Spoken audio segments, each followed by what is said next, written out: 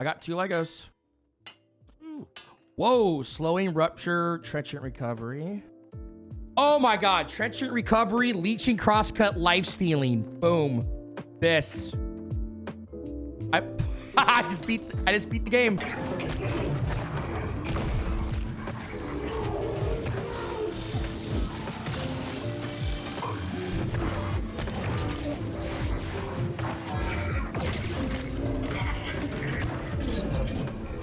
Carried.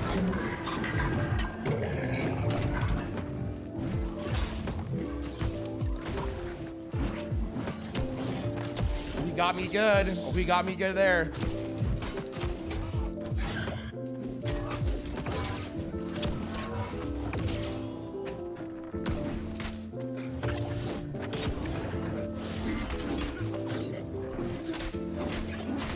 I got him better though.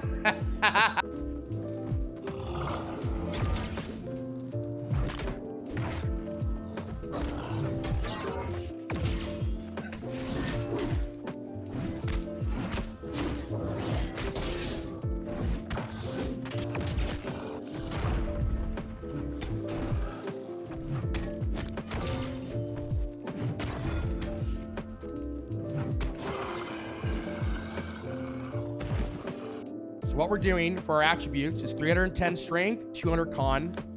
For corrupted enemies, we're going with the expedition captain's helm, gloves, legs, and boots.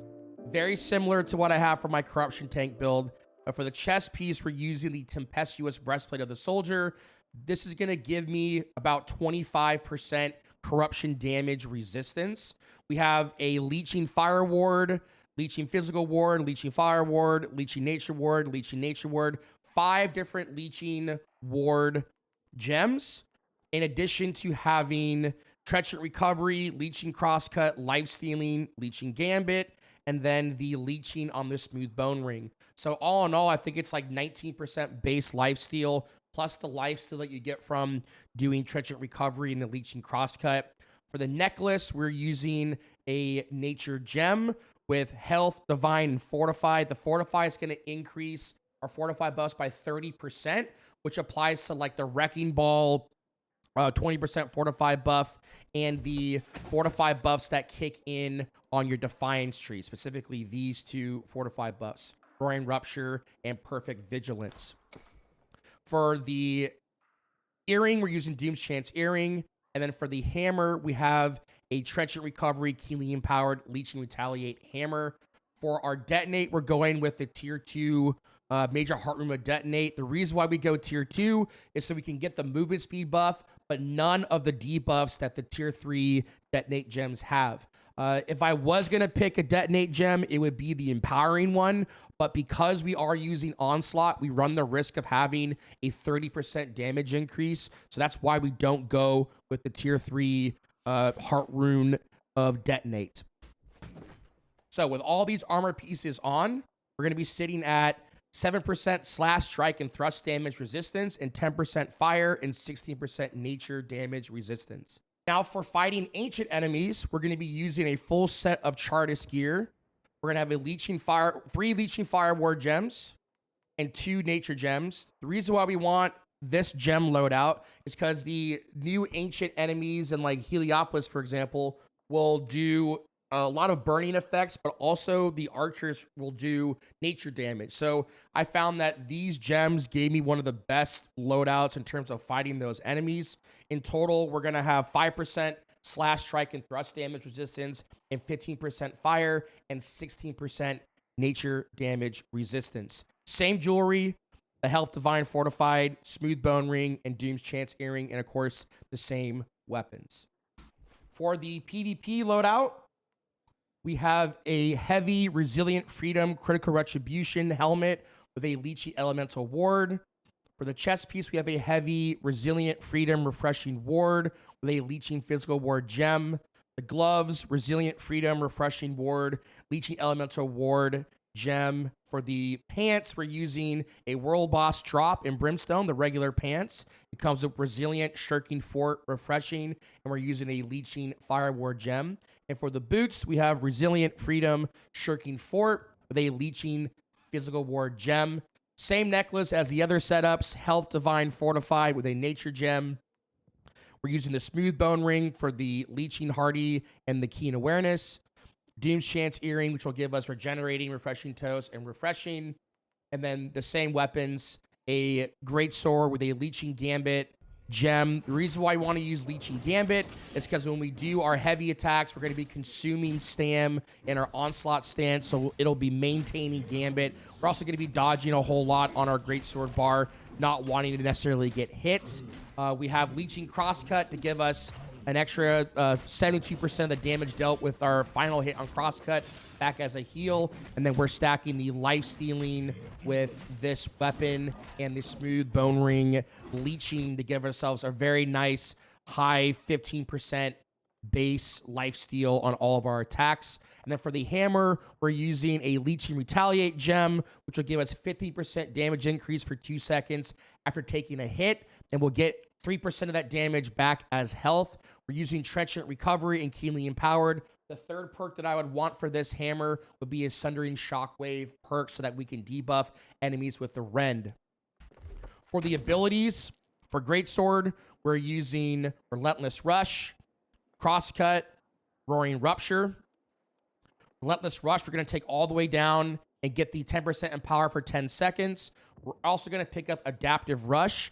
This is going to allow us to do two different things with this ability.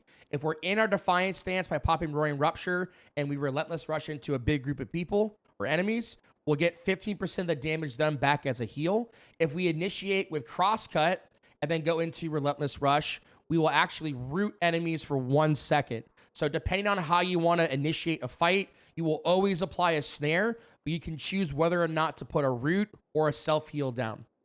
And then we want to pick up Relentless Refresh because if we do end up getting a kill with Relentless Rush, it'll reset the cooldown of this ability by 50%. So it's about a 19-second cooldown. So a 50% cooldown reduction is just huge. For passives, we are getting Heavy Blade, Critical Comeback, Step and Strike. Critical Comeback and Step and Strike are vital for maintaining stamina while using a Greatsword and Onslaught because you will be consuming that stam on heavy attacks. And we want to pick up Unrelenting Onslaught to give ourselves cooldown reduction for our light and heavy attacks. The combination of Unrelenting Onslaught and Relentless Refresh is going to give very, very quick return on your Relentless Rush cooldowns, and it's pretty much going to allow you to spam this ability in combat.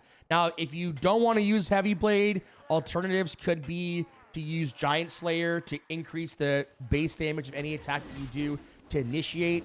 Really, this is going to be best for buffing the damage of Relentless Rush or Roaring Rupture, depending on how you want to engage the enemy.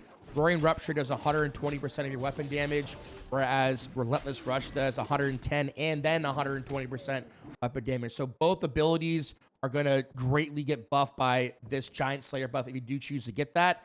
And then a third alternative would be to get Crush the Weak. Critical hit chances increased by 10% when attacking foes with an active debuff. Because you're going to be using bleeds on your heavy attacks and you're going to be applying Weaken with your Roaring Rupture or the Snare from Relentless Rush, you have a lot of different avenues to where you can get this extra 10% crit. I would recommend trying this out if you are doing a 300 strength setup with 80 Greatsword build. It is nice to have the crit, but if you're really good at getting behind your target, this isn't really that needed.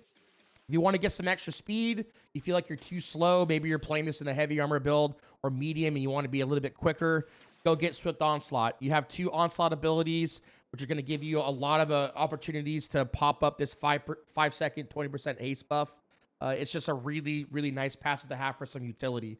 Defiance Tree, we're doing a very standard setup for defense, Perfect Vigilance, Worry Posture, and Blade Honing. We're also going to get Unflinching Blade. And then we're going to fully stack out our Roaring Rupture. So that way we can debuff our enemies with the Weaken. If we're in an Onslaught stance and we go into Roaring Rupture, we'll pull enemies in. And then we can also cleanse 2 debuffs on us whenever we use this. So really what you're doing here is you're using your heavy attack cooldown reduction to get your Roaring Rupture back up so you can maintain a 10% Weaken on your targets. For the hammer, standard hammer setup that I use for pretty much all my builds. We have Armor Breaker, Wrecking Ball, and Shockwave. Shockwave is going to have grit. It's going to stun, but it's also going to have a 10% weaken. We can stack this weaken with the weaken that is applied from Roaring Rupture's passive Intimidating Roar. Wrecking Ball is going to give us a 20% fortify buff for 7 seconds.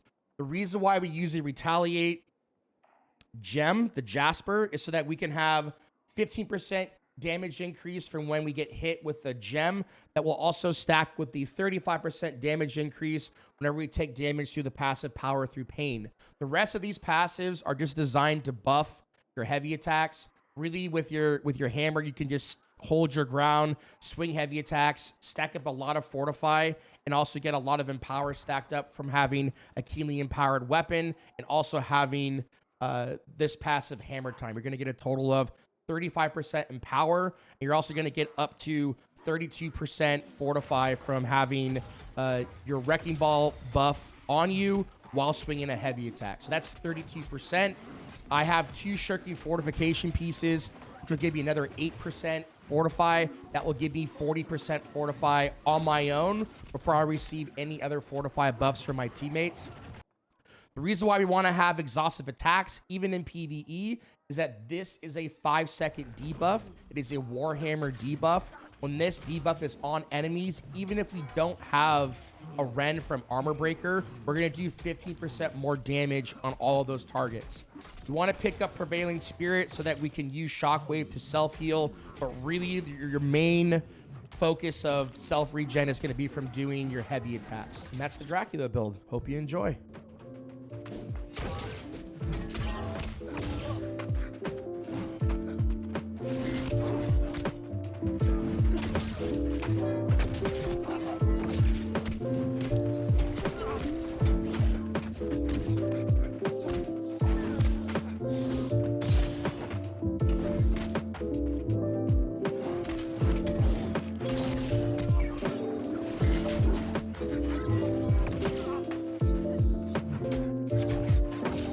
They're all f***ing bro.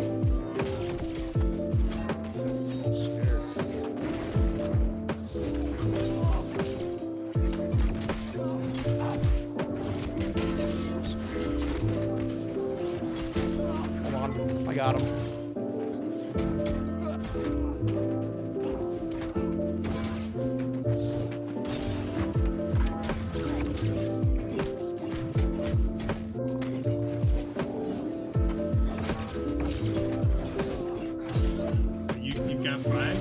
I just killed them all. Sorry, I don't like to share.